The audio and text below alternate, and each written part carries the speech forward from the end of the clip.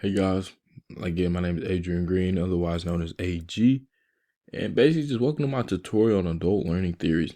Throughout this presentation, I'm going to introduce you to two major theories, one being andragogy and the other being transformative learning, comparing how they are similar but also how they are different, and overall I just want to explain how instructional designers can apply them to real-world practices.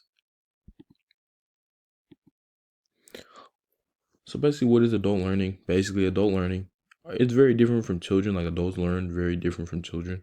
They bring life experiences and personal goals and a bunch like a desire for learning, something that's really relevant to what they're doing.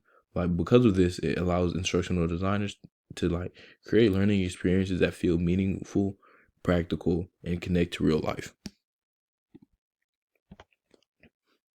So my first theory is andragogy. The first theory, andragogy, was developed by Malcolm Knowles, and basically his theory focuses on the unique characteristic of adult learners.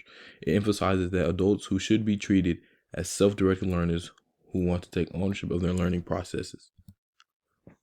The principles of andragogy include adults prefer to be self-directed. They bring a wide range of experiences that can help them learn. They also want information that is relevant to their goals, and they like to solve real problems rather than memorize information. As an instructional designer, when we respect these principles, our learning experiences become much more effective. The second theory is transformative learning. This one was developed by Jack Mesereau. This theory focuses on how adults change their perspective or beliefs through learning. The transformative learning usually starts when a person encounters a challenge or situation, but it just depends because that doesn't really fit with what they already believe, meaning that when a person encounters a challenge or a situation that doesn't fit with something they already believe, that's when they start to change their way of learning. Hence that transformative.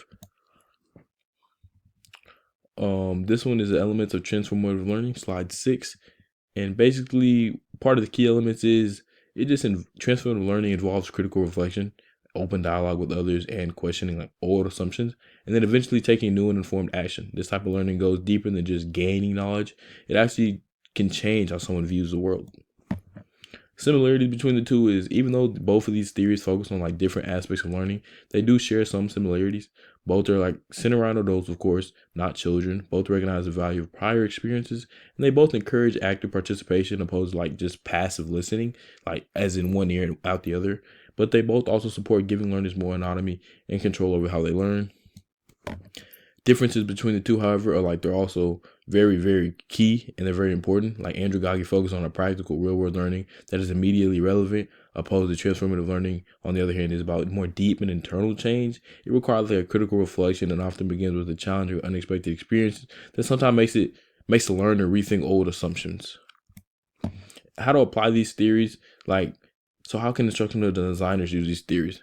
Well, we can like design learner-centered activities, give adult choices, and we can also use like real-world scenarios that help feel meaningful. But we can also encourage reflection and group discussion and problem solving.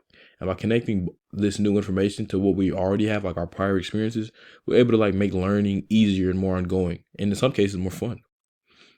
A practical example, lastly, is including like case studies, simulations, and problem-based learning in order to support both of these principles.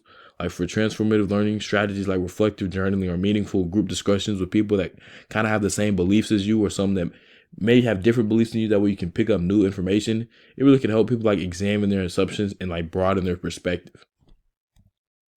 And then here are the references I use, and thank you.